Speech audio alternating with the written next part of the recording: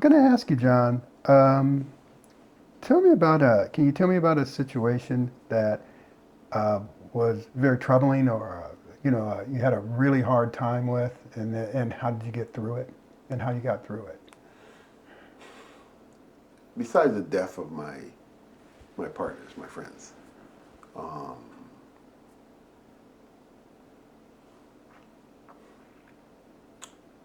I think my divorce was really tough for me. Being a Christian gentleman, uh, believing in head of household, so to speak, it was really tough. It felt like I failed.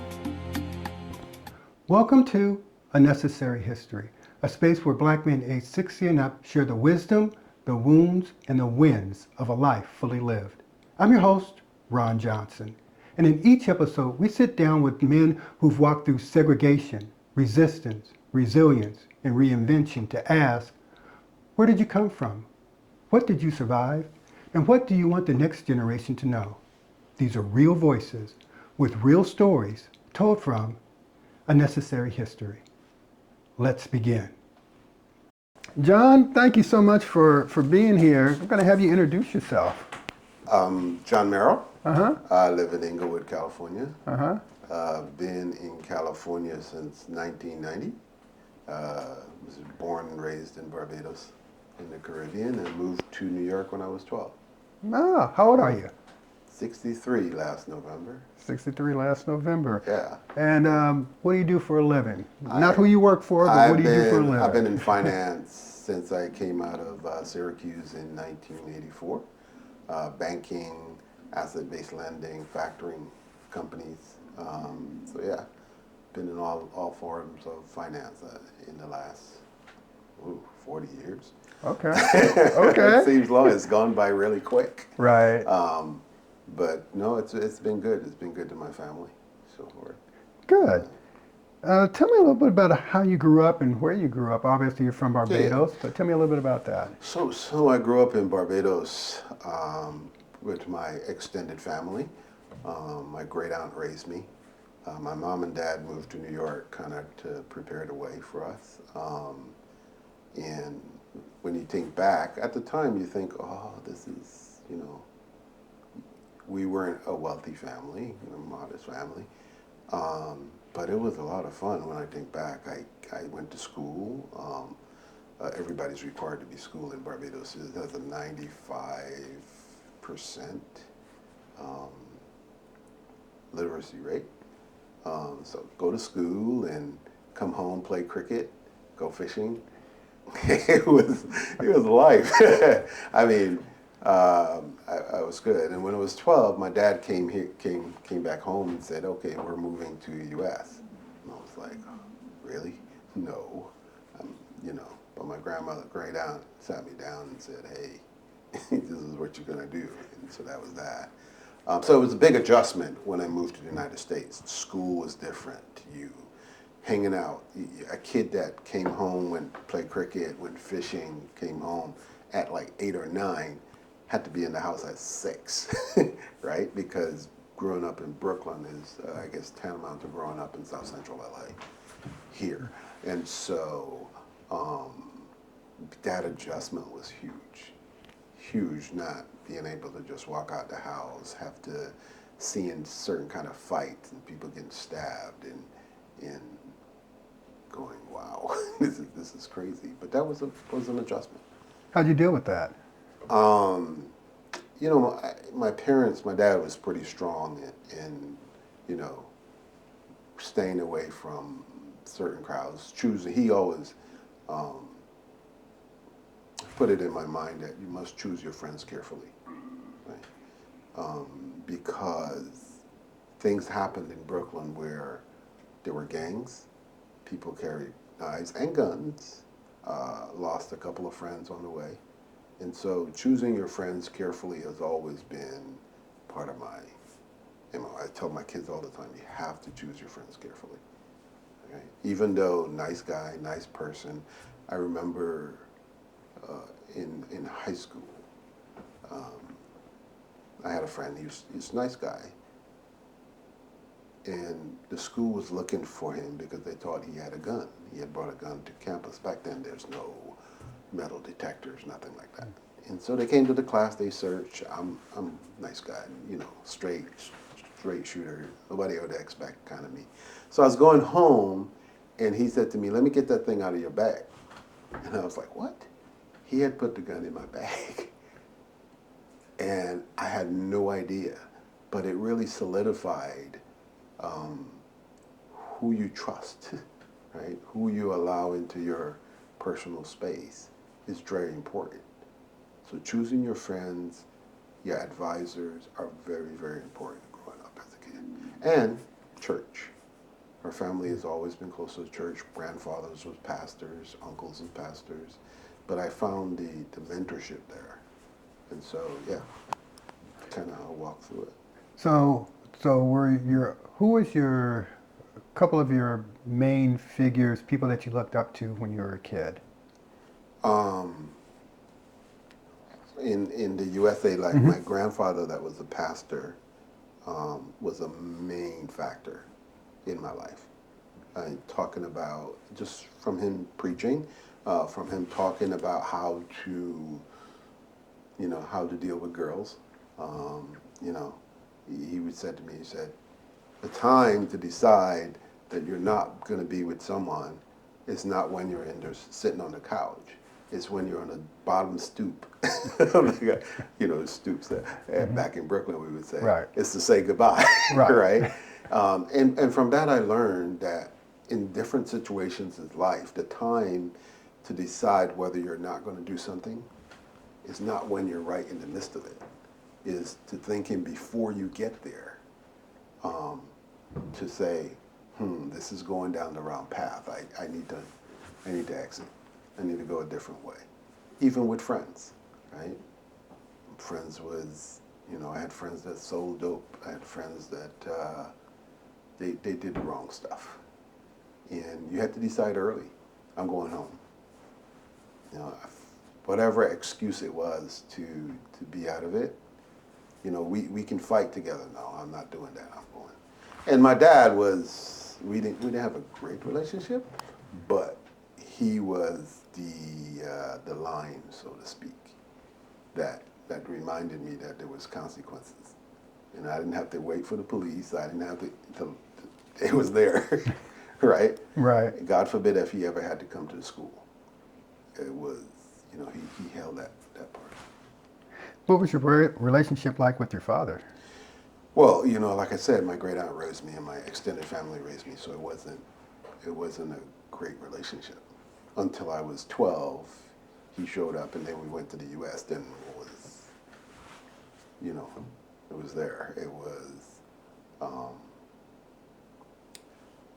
as I grow older and have kids, I understood his perspective a lot better. And that meant that when you're raising kids in here in LA, if you're raising kids in the middle of South Central in an area where there are gangs and everything, you have to be strict. You have to be, if you're on the bottom step at 6 o'clock and not in the house, there's a consequence, right? And he was that way, really, really hard. As I grow older now and look back, I'm like, okay, I kind of understand, but there could have been a different way to say it. Understood. There could have been a different way to say it. So it created a lot of tension. But, you know, he was good. My mom was great. She still is. She is a faithful woman praying. I went to Barbados here in November for my 63rd birthday to spend with her. And she's, you know, I'm always praying for you guys. I always want you guys to look to God first. The answers are there. You just have to do it. She's always been a rock. So, Interesting. yeah. Tell me a little bit about race relations in Barbados and when you came to the United States. How did that was that a big deal in your life at all? I think it's a little different. When I grew up, we say, Bajan in Barbados, and so it was two African Americans and two whites. Barbados is a little bit different. It's more class, I guess you would say, kind of like it's a British colony. So it's more like that. And so the black white clash thing wasn't an issue. It's more wealth broken up. So I had great friends growing up. Came to New York, it's a lot different. There was big separation. I'd be riding my bike with my friend, go to the wrong neighborhood, and there were car chasing us. And quite a shock, really, in school, the separation. It started and the mindsets of my friends, it was different. Um, a good friend of mine, one of my roommates, God rest his soul, he passed when President Obama got elected. It was a big deal. And I understood why. But to me, it wasn't, because in Barbados, we have prime ministers, we have judges, we have people that ran the country since 1966. So I was accustomed to that. And while I was celebrating that situation, I was like, okay, we got this. So yeah, so no, it's a little bit different than what's been ingrained in me. When I started to get into the work world out of school, ooh, you know, we set of people came in together, we trained together. They got 2 or 3 people got promoted. I didn't. I was like, okay, what's this about? We know the same thing. We passed the same tests. Then it started to hit home more about that. But I made a decision a long time ago that even though I see it and might feel it personally, that I would find mentors that would get me where I'm going. So I did.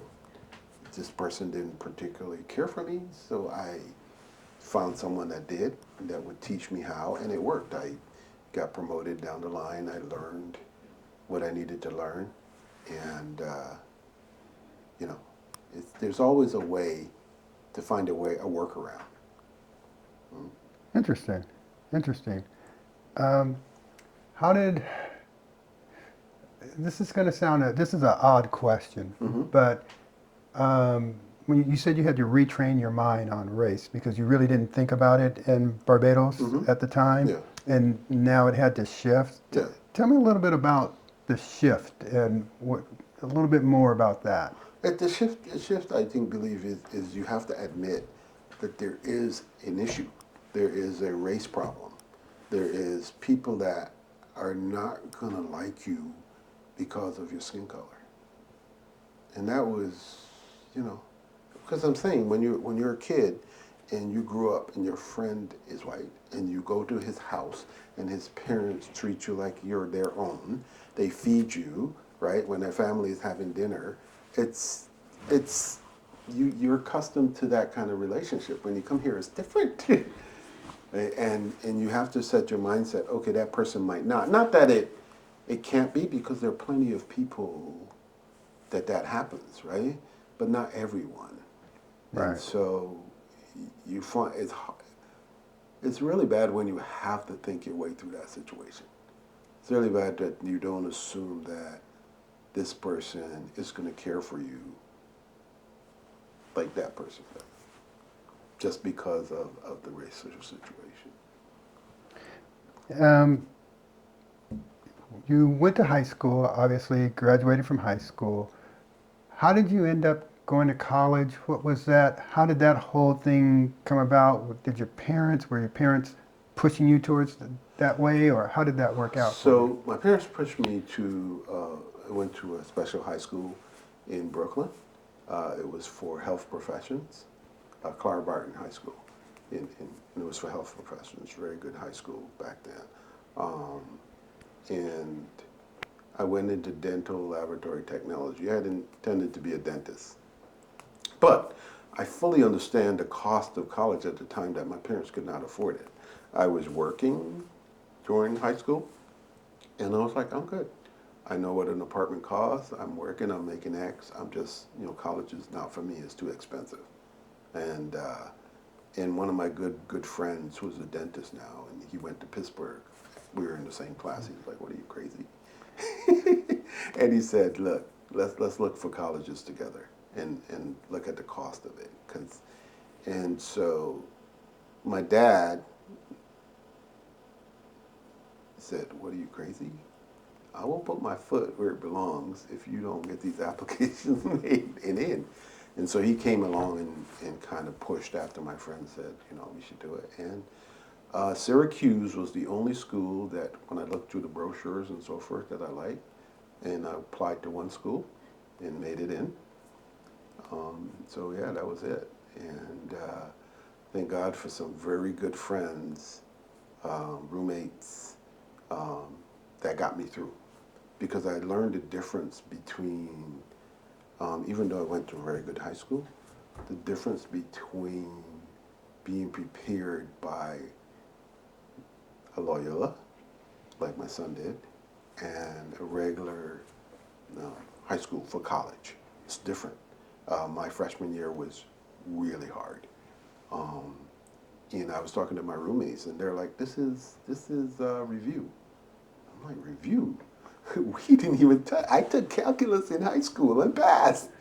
But I'm like, different.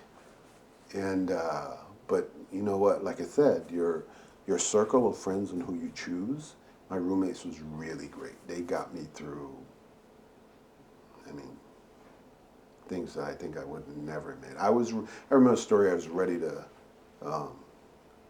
quit because nobody talked to me about planning your classes, right? And so I ended up having physics, chemistry, biology, and calculus finals, 2 a day, 2 one day, 2 the next day, and I couldn't wrap my mind. And one of my good friends, white gentleman by the way, just lost him 2 years ago to cancer. He made a huge impression on me. He came up to me and said, "Listen, this is what you need to study. This is what you need to do." He didn't have to do that. To this day, I miss him so much. He's a great friend. I did pass those courses, and okay, I belong. I can do this. But without those guys, I would never made it through. What was that your freshman years? Yeah, that was my freshman year. Okay. And that was it, the friendships. But 6 of these dudes, friendships still alive and good today. That's 40-something years. We've lost 2 of them, but those guys very, yeah. If, looking back, what path would you have taken had you not gone to college? Oh, I was not that kid that needed so much. Just used to work in a hospital. That job was there. Probably would have went to work there and got an apartment and just, live life. But yeah, no, college exposed me to a lot of stuff, and a lot of with different people, and the friends from different cultures, and it helped with the race issue too. Like I said, you met people from different cultures, but they were different, and we got to have conversations. We got to have. I remember strictly we were sitting on the couch in 1980, having this conversation about our new president, Ronald Reagan. But we were coming from different, and it was a setting of learning and learning different why people think differently. That's one of the reasons I think college is huge. It's not just the problems and the tests. It's the relationships that you form. Right? Relationships that people are going to business, people are going to politics, having those relationships are huge. Everything in life is about relationships. In the finance world, it's all about relationships. Beyond friends and families, who are some of the most who are some of the more important people beyond family? I apologize, not friends. Who are some of the most important people in your life? Like I said, the friendships are key, and those going back to college has been there. If you want to say figures in life, I'm going to say Martin Luther King, right? Sacrifice that he's made for people. It's huge. I think about Malcolm X too, but I'm more of a Martin Luther King guy than a Malcolm X guy. But my friends has been tremendous for me.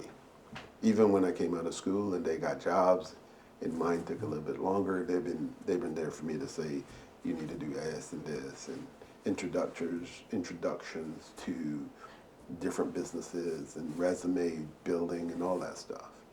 Um, so yeah. Sounds like your friends helped guide you and really kind of put you in a spot to succeed. Absolutely. And then once again, we go back to the church. I remember the first job I got was because one of the ladies recommended me to her job for a position.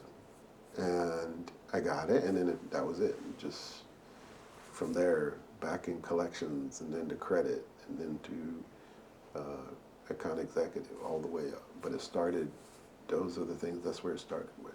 That's why I say it's very important to remember people that get you to certain spots and be thankful, right? We have to remember the sacrifice that people made. I think today we do not. We're parents. We drove our kids around. We gave them options that maybe we didn't have. And I always try to tell my kids to be mindful of those coaches that spoke into your life. Be always mindful to people that speak into your life. There's no coincidence. I'm a firm believer that God gives divine appointments. He put people in your life for things that you need. Might not be right away, but 2-3 years down the road, you look back and you say, wow. Can you give me an example of of when that happened for you?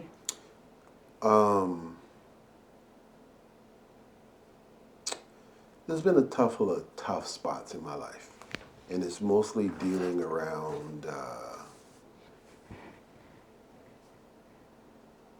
the hurdles I explained before my friend in college that freshman year when I was ready to quit. That was one. When I moved out to California, I had a running buddy. We used to play basketball every weekend. Just, man, we did everything. And he had just gotten this big promotion, and he went hiking off the 110, and he fell, broke his neck, was gone. That hit me like a ton of bricks. I often say to myself, I went from being like 28, 29 to be like 40. Just couldn't comprehend the loss. But I had some other friends, some church folks that came around, and they were there calling. I mean, it was serious. I thought I was having a heart attack, but I didn't realize it was anxiety attacks. But they were there. They came by, took me to the hospital, got the EKGs. I was good. Just kept an eye on me. And that was huge. It was huge. I really, work went way in the background. Didn't want to go. Just wanted to sit there. Couldn't comprehend the loss. But other friends truly came around, and they were going through it too. I mean, this friends there, but that's why you hear me mention earlier, choosing the right circle of friends is huge. Tell me about a time. Can you tell me about a time that you made a mistake and you look back at it and you just kind of, oh, man, not good, and you had to correct it, and how did you correct it?